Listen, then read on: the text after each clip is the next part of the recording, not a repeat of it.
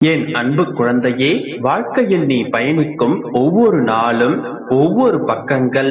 அவற்றில் சிரிப்பு, கண்ணீர், சந்தோஷம், கோபம், கஷ்டம், வெற்றி, தோல்வி, ஆசை, நல்லது, கெட்டது என எல்லாம் நிறைந்துதான் இருக்கும். அந்த பக்கத்தில் நீ மட்டும் இடம்பெற மாட்டாய். அந்த கதாபாத்திரத்தில் எல்லா உறவுகளும் கதாபாத்திரங்களும் இடம்பெறும். அவர்களில் உனக்கு கிடைத்த அன்பு, கிடைக்காத அன்பு, நிலையில்லாத அன்பு, உண்மையான அன்பு என பல பரிமாணங்கள் இடம்பெற்றே இருக்கும்.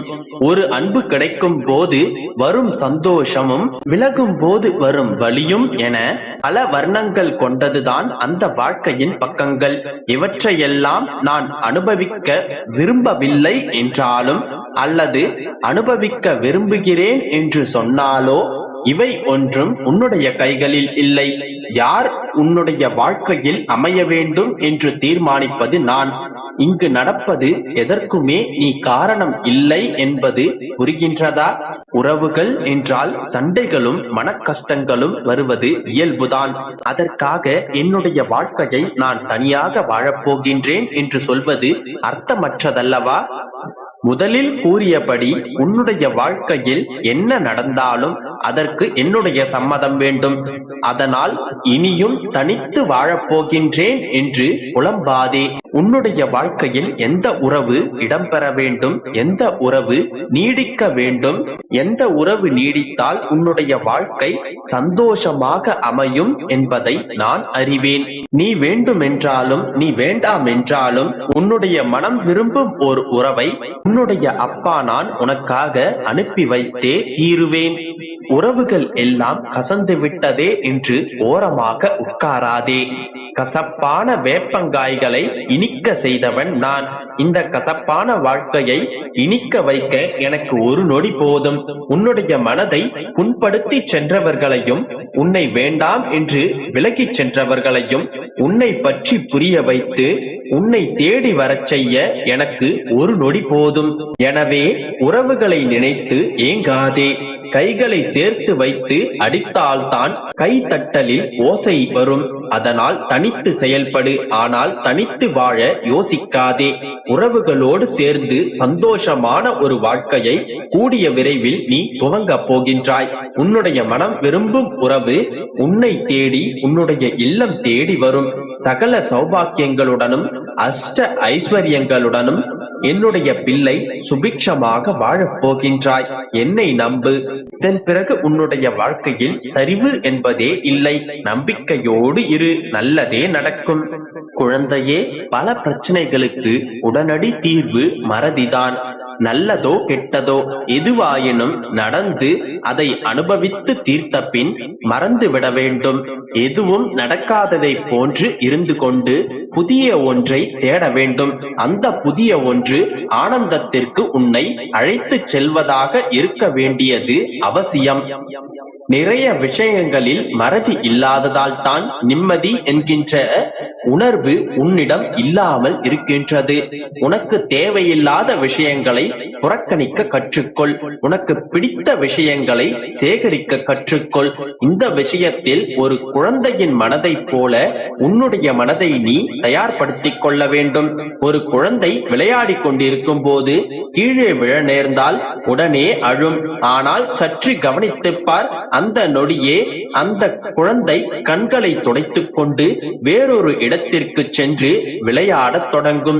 வீழ்ந்ததும் அழுததும் அதற்கு நினைவில் இருக்காது. எதுவுமே நடக்காததை போன்று மகிழ்ச்சியாக சிரித்து விளையாடிக் கொண்டிருக்கும். அந்த குழந்தை அதனுடைய சந்தோஷத்தை அதன் கட்டுப்பாட்டில் வைத்திருக்கின்றது. ஆனால் நீயோ உன்னுடைய சந்தோஷத்தை வேறொரு நபரிடம் ஒப்படைத்துவிட்டு கவலைகள் சூழ உட்கார்ந்திருக்கிறாய். நேற்று நடந்ததையே நினைத்துக் கொண்டிருந்தால் இன்றைய நிம்மதி நீ இழந்து விடுவாய். நாளைய சந்தோஷம் உனக்கு கேள்விக்குறி ஆகிவிடும். என் பிள்ளையின் மனம் ஒன்றும் குப்பை கூலம் அல்ல. தேவையில்லாதவற்றை நீ அடைக்காத்து வைத்துக் கொள்வதற்கு. வேண்டாத நினைவுகளை எல்லாம் பறித்துவிட்டு அதனை நீ நந்தவனமாக மாற்று. அந்த நந்தவனத்தில் நல்ல நிகழ்வுகளையும் நல்ல நினைவுகளையும் விதைத்து பூங்காவனமாக நான் மாற்றித் தருகிறேன்.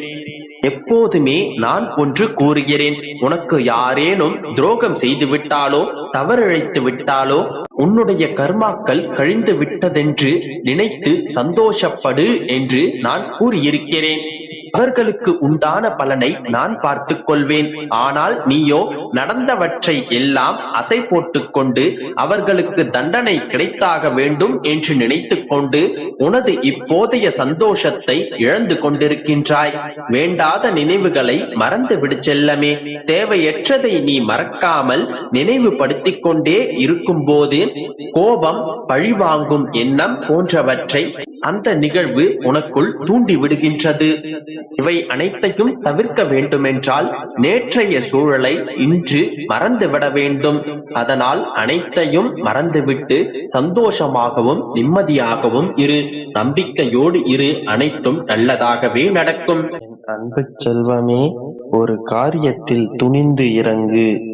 அந்த துணிவு என்றும் உனக்கு வெற்றியை மட்டுமே கொடுக்கும். எந்த காரியத்தையும் என்னால் செய்து முடிக்க முடியும் என்று முழு நம்பிக்கையோடு இறங்கினால் அதில் வெற்றி நிச்சயம். என்னால் முடியாது என்றால் அது கடைசி வரை உன்னால் முடியாது. அதனால் எந்த ஒரு காரியத்தை செய்தாலும் அது முதலில் கஷ்டமாகத்தான் இருக்கும்.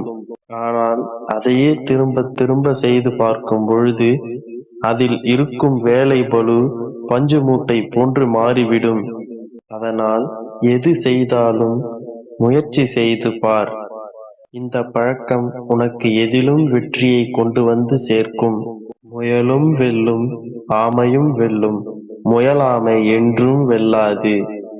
முயற்சி செய்தால் முயலாலும் வெல்ல முடியும், ஆமையாலும் வெல்ல முடியும். முடியாது என்றால் யாராலும் வெற்றி பெற முடியாது. முடியாது என்று எதுவுமே கிடையாது.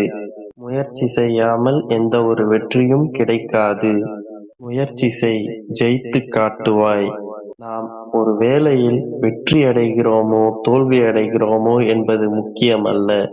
முயற்சி செய்தோம் என்ற பக்குவம் இருந்தாலே போதும். முயற்சி செய்து தோல்வி அடைந்த பின் மற்றவர்கள் தோற்றுவிட்டாய் என்று தூற்றினாலும் அதை பற்றி கவலைப்படாதே. நீயாவது முயற்சி செய்து தோற்றிருக்கிறாய். உன்னை தூற்றுபவர்கள் முயற்சி செய்யாமல் தோத்துக் கொண்டிருக்கிறார்கள். ஒவ்வொரு தோல்வியும் ஒவ்வொரு அனுபவம். ஒவ்வொரு தோல்வியிலிருந்தும் தக்க பாடங்கள் கற்றுக்கொள். அதே தவறுகளை மீண்டும் செய்யாதே. வாழ்க்கையை தோல்விகள் மூலம் செதுக்கு. அது